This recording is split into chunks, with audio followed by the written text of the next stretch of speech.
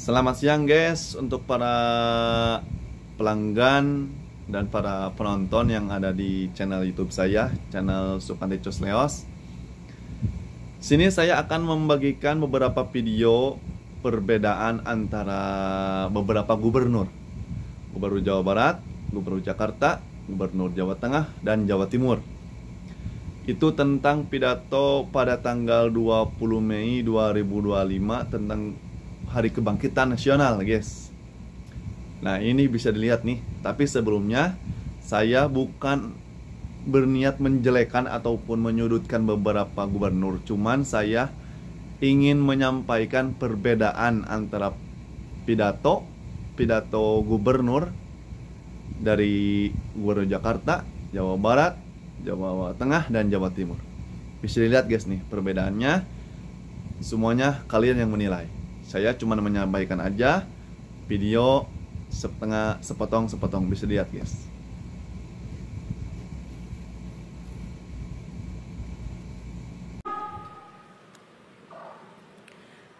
Assalamualaikum warahmatullahi wabarakatuh.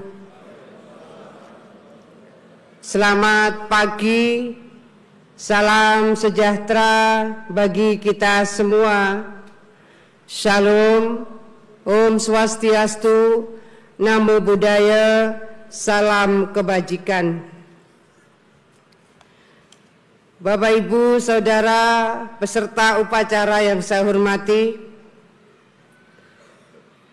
marilah bersama kita memanjatkan puji syukur kehadirat Allah Subhanahu wa Ta'ala. Hari ini 117 tahun, tepatnya tanggal 20 Mei 2025, kita tidak sekedar memperingati sebuah tanggal dalam kalender nasional. Kita sedang membuka kembali halaman penting dari sejarah perjuangan bangsa. Halaman yang ditulis bukan dengan tinta biasa, tetapi dengan kebangkitan kesadaran, semangat persatuan, dan keberanian menolak untuk terus dijajah. 117 tahun yang lalu, di tengah keterbatasan dan tekanan kolonialisme, lahirlah sebuah kesadaran baru yang menyalakan api perubahan. Melalui pendirian Budi Utomo, bangsa ini mulai membangun keyakinan bahwa nasib tidak boleh selamanya digantungkan kepada kekuatan asing, bahwa kemajuan hanya mungkin dicapai bila kita bangkit berdiri di atas kekuatan kita sendiri. Namun, kebangkitan itu bukanlah sebuah peristiwa yang selesai dalam satu masa. Kebangkitan adalah ikhtiar yang terus hidup. Ia menuntut kita untuk tidak terjebak dalam romantisme masa lalu, tetapi menuntut keberanian untuk menjawab tantangan zaman ini. Zaman yang menghadirkan ujian jauh lebih kompleks. Disrupsi teknologi, ketegangan geopolitik, krisis pangan global, dan ancaman terhadap kedaulatan digital kita. Peserta upacara yang kami hormati, kita hidup di zaman ketika batas-batas geografis semakin kabur dan peradaban bergerak dalam kecepatan yang tak lagi ditentukan oleh jarak, melainkan oleh kemampuan untuk beradaptasi dan memimpin perubahan. Di tengah arus besar itu, Indonesia tidak berdiri terombang-ambing. Indonesia tidak pula berdiri di tepi sebagai penonton. Pilihan ini bukan tanpa landasan. Sejak awal, para pendiri bangsa telah meletakkan prinsip yang menjadi jangkar kita dalam menghadapi dunia. Berpihak dan berkelanjutan. Assalamualaikum warahmatullahi wabarakatuh. Selamat pagi, salam sejahtera bagi kita semua. Shalom, Om Swastiastu, Namo Buddhaya, salam kebajikan, Rahayu. Saudara-saudari sebangsa dan setanah air, tepat di tanggal 20 Mei 2025, kita tidak sekedar memperingati sebuah tanggal dalam kalender Indonesia nasional. Kita sedang membuka kembali halaman penting dari sejarah perjuangan bangsa. Halaman yang ditulis bukan dengan tinta biasa, tetapi dengan kebangkitan, kesadaran, semangat persatuan, dan keberanian menolak untuk terus terjajah. 117 tahun yang lalu, di tengah keterbatasan dan tekanan kolonialisme, lahirlah sebuah kesadaran baru yang menyalakan api perubahan. Melalui pendirian Budi Utomo, bangsa ini mulai membangun keyakinan bahwa nasib tidak boleh selamanya digantungkan kepada kekuatan asing. Bahwa kemajuan hanya mungkin dicapai bila kita bangkit berdiri di atas kekuatan kita sendiri. Namun, kebangkitan itu bukanlah sebuah peristiwa yang selesai dalam satu masa. Kebangkitan adalah ikhtiar yang terus hidup. Ia menuntut kita untuk tidak terjebak dalam romantisme masa lalu, tetapi menuntut keberanian untuk menjawab tantangan zaman ini. Zaman yang menghadirkan ujian jauh lebih kompleks. Disrupsi teknologi, ketegangan geopolitik, krisis pangan global, dan ancaman terhadap kedaulatan digital kita. Saudara-saudari sebangsa dan setanah air, kita hidup di zaman ketika batas-batas geografis semakin kabur dan peradaban bergerak dalam kecepatan yang tak lagi ditentukan oleh jarak, melainkan oleh kemampuan untuk beradaptasi dan memimpin perubahan. Di tengah arus besar itu, Indonesia tidak berdiri terombang-ambing, tidak pula berdiri di tepi sebagai penonton. Pilihan ini bukan tanpa landasan. Sejak awal, para pendiri bangsa telah meletakkan prinsip yang menjadi jangkar kita dalam menghadapi dunia. Politik luar negeri yang bebas dan aktif dalam arus globalisasi yang semakin kuat. Kita bersyukur bahwa Indonesia terus melangkah dengan tenang, menjaga keseimbangan antara keterbukaan dan kemandirian. Prinsip politik luar negeri bebas aktif yang telah menjadi pedoman sejak awal kemerdekaan senantiasa menuntut langkah kita. Di tengah polarisasi dunia, Indonesia mengambil posisi sebagai trust partner bebas dalam menentukan kepentingan nasional dan aktif membangun dialog yang produktif dengan berbagai pihak. Prinsip inilah yang menjadikan Indonesia kian dihormati di berbagai forum internasional.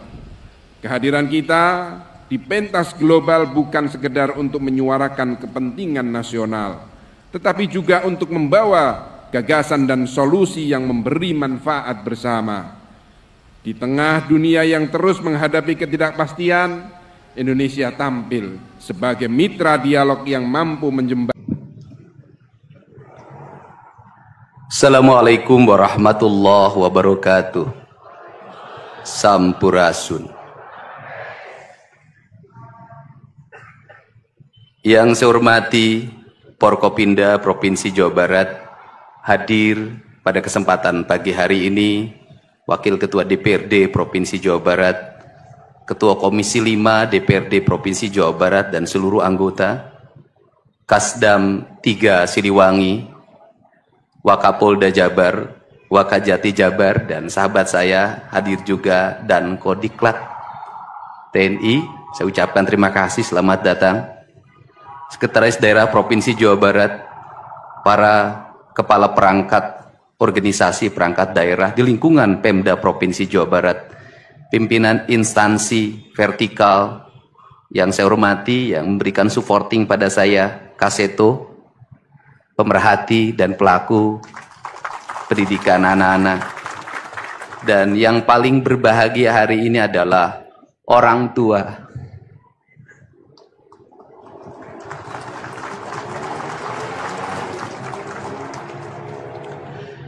Dari 273 anak-anak Jawa Barat yang terjaring di seluruh provinsi Jawa Barat dengan berbagai latar belakang, dengan berbagai kondisi, dengan berbagai keadaan, hari ini sudah tumbuh menjadi anak-anak yang sehat, memiliki visi dan memiliki harapan. Bahkan menurut saya jauh lebih baik dibanding yang tidak mengikuti pendidikan di Dodik, Lembang, Rindam 3, Siliwangi. Saya ucapkan terima kasih buat komandan, wakil komandan, dan para pelatihnya. Yang pertama, hari ini kita bersama-sama memperingati upacara kebangkitan nasional.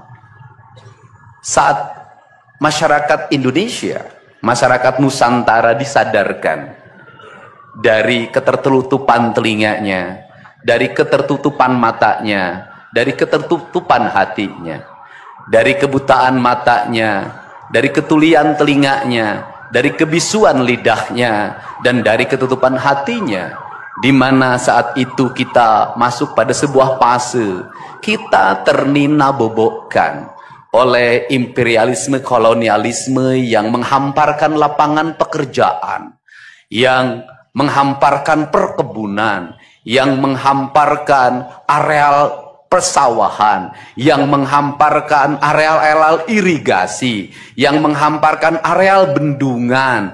Tetapi mereka mengisi gedung sate ini, mereka mengisi gedung-gedung indah dan mewah di seluruh Nusantara. Tetapi gedung-gedung itu hanya memiliki hak mereka untuk melakukan pengelolaan keuangan, untuk melakukan pengelolaan kekuasaan, di mana seluruh hasil kekayaannya dinikmati oleh mereka dan dikirimkan ke negerinya. Dan kemudian rakyat Indonesia hanya menjadi kuli dengan gaji yang terbatas, dan beberapa orang Indonesia yang tunduk menjadi kaki tangannya menikmati sebagian kekuasaannya, bahkan menikmati uang-uang yang seharusnya dibayarkan kepada para pekerja Indonesia yang lapar, yang hitam kelam terbakar, yang disebutnya sebagai rodi. Mereka mengambil hak-hak mereka dan dinikmati oleh mereka yang hari itu berkongsi dengan kolonialisme.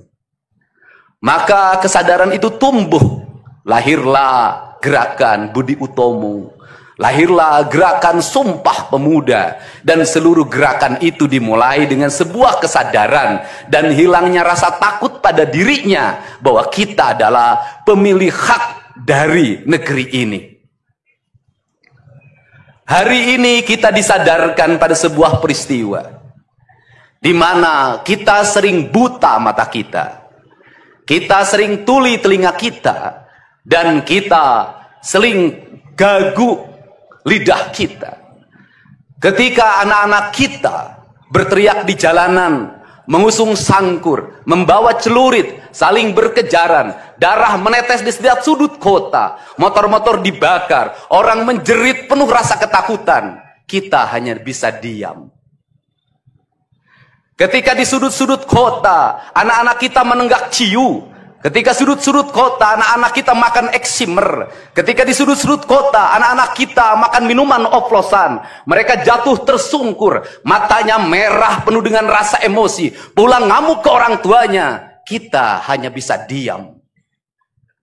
Ketika anak-anak kita menghabiskan waktu main game online sampai jam 4 pagi, tidak masuk sekolah, di rumah ngamuk, mengancam orang tuanya dengan pisau, menusuk kakeknya dengan sangkur, kita hanya bisa diam. Proses kita hanya dua, pidana dan penjarakan dalam penjara anak. Tetapi kita tidak pernah menyadari bahwa seluruh lorong-lorong kegelisahan mereka, seluruh hiruk pikuk jalanan tak membuat mereka nyaman. Sudut-sudut rumah menjadi neraka bagi kehidupan mereka. Lapangan-lapangan bola tergusur menjadi industri perumahan, pemukiman, dan pertokoan. Mereka kehilangan tempat bermain. Mereka kehilangan air yang jernih di sungai sehingga bisa mereka berenang. Mereka kehilangan gunung-gunung yang indah tempat mereka bercengkrama dengan alam. Mereka kehilangan sawah yang terhampar. Yang mereka lihat adalah kebisingan dan kebisingan. Bising di jalanan karena knalpotnya brong. Bising di rumah karena orang tuanya bertengkar. Maka mereka lari dalam lorong gelap. Digenggamnya handphone, diambilnya obat-obat terlarang, ditengahnya minuman dalam sebuah kelompok yang sama. Kita orang-orang yang terpinggirkan di rumah, kita orang-orang yang terpinggirkan di sekolah. Guru-guru telunjuknya menunjuk pada wajahnya, tapi tak bisa memberikan solusi kegelisahan jiwanya. Semua orang hanya memberikan pengamatan, analisis, kajian. Itulah metodologi yang dikembangkan bangsa ini. Tetapi tidak ada yang berani mengambil solusi. Mengangkat mereka di sudut jalanan, dimasukkan ke barak, dididik secara militer, diarahkan menjadi anak-anak yang berguna. Kedisiplinan militer adalah harga mati bagi kemajuan bangsa, bukan musuh. Pandangan-pandangan buruk terhadap militer adalah pandangan-pandangan orang yang takut anak. Kelanjutan. Saudara-saudara sebangsa dan setanah air, tepat di tanggal 20 Mei 2025, kita tidak sekedar memperingati sebuah tanggal dalam kalender nasional. Kita sedang membuka kembali halaman penting dari sejarah perjuangan bangsa. Halaman yang ditulis bukan dengan tinta biasa, tetapi dengan kebangkitan, kesadaran, semangat persatuan, dan keberanian menolak untuk terus terjajah. 117 tahun yang lalu, di tengah keterbatasan tekanan kolonialisme, lahirlah sebuah kesadaran baru yang menyalakan api perubahan melalui pendirian Budi Utomo. Bangsa ini mulai membangun keyakinan bahwa nasib tidak boleh selamanya digantungkan kepada kekuatan asing, bahwa kemajuan hanya mungkin dicapai bila kita bangkit berdiri di atas kekuatan kita sendiri. Namun, kebangkitan itu bukanlah sebuah peristiwa yang selesai dalam satu masa. Kebangkitan adalah ikhtiar yang terus hidup, yang menuntut kita untuk tidak terjebak dalam romantisme masa lalu, tetapi menuntut keberanian untuk menjawab tantangan zaman ini. Zaman yang menghadirkan ujian jauh lebih kompleks, disrupsi teknologi, ketegangan geopolitik, krisis pangan global, dan ancaman terhadap kedaulatan digital kita. Saudara-saudara sebangsa dan setanah air, kita hidup di zaman kita ketika batas-batas geografis semakin kabur dan peradaban bergerak dalam kecepatan yang tak lagi ditentukan oleh jarak, melainkan oleh kemampuan untuk beradaptasi dan memimpin perubahan di tengah arus besar itu. Indonesia tidak terombang-ambing, tidak pula berdiri tepi sebagai penonton. Pilihan ini bukan tanpa landasan. Sejak awal, para pendiri bangsa telah meletakkan prinsip yang menjadi jangkar kita dalam menghadapi dunia. Politik luar negeri yang bebas dan aktif. Dalam arus globalisasi yang semakin kuat, kita bersyukur bahwa Indonesia terus melangkah dengan tenang, menjaga keseimbangan antara keterbukaan dan kemandirian. Prinsip politik luar negeri bebas aktif yang telah menjadi pedoman sejak awal kemerdekaan senantiasa menuntun langkah kita. Di tengah polarisasi dunia, Indonesia mengambil posisi trusted partner, bebas dalam menentukan kepentingan nasional, dan aktif membangun dialog yang produktif dengan berbagai pihak. Prinsip inilah yang menjadikan Indonesia kian dihormati di berbagai forum internasional.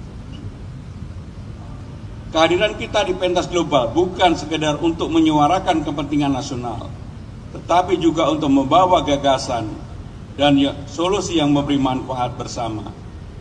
Di tengah dunia yang terus menghadapi ketidakpastian, Indonesia tampil sebagai mitra dialog yang mampu menjembatani kepentingan. Semangat inilah yang tercermin dalam setiap langkah kebangkitan nasional di dalam negeri. Indonesia menapaki jalur pembangunan yang tidak semata terfokus pada pertumbuhan ekonomi, tetapi juga memastikan setiap kebijakan membuka ruang bagi kemajuan yang adil dan merata. sebuah ikhtiar besar agar pembangunan yang megah tetap berpijak kokoh pada kepentingan nasional. Saudara-saudara yang saya muliakan, dalam 150 hari pertama pemerintahan Presiden Prabowo Gibran dan Kabinet Merah Putih, kami memulai langkah-langkah berangkat dari hal-hal yang paling mendasar, dari kebutuhan yang paling dekat dengan kehidupan sehari-hari rakyat. Karena kami percaya kebangkitan yang besar itu justru dibangun dari fondasi-fondasi yang sederhana, dari kehidupan yang tenang, perut yang kenyang, dan hati yang lapang. Di bidang kesejahteraan sosial, melalui program makan bergizi gratis, lebih dari 3,4 juta anak Indonesia telah menikmati akses pada makanan bernutrisi dengan target sebesar 82,9 juta penerimaan manfaat hingga November. Nah, segitu yang bisa saya sampaikan soal beberapa video para gubernur yang ada di Pulau Jawa. Tapi sebelumnya saya mengucapkan permohonan maaf kepada Provinsi Banten, soalnya saya belum bisa nemu pidato gubernur Provinsi Banten. Maaf, sekali lagi maaf. Nah, segitu yang bisa saya sampaikan. Cuman para pelanggan dan para penonton di channel saya yang bisa menilai. Tapi saya bukan berniat menjelekkan beberapa gubernur, tapi saya ingin menyampaikan perbedaan. Cuman semua penonton saya yang setia yang bisa menilainya. Baik buruknya, mohon maaf sekaligus dan terima kasih.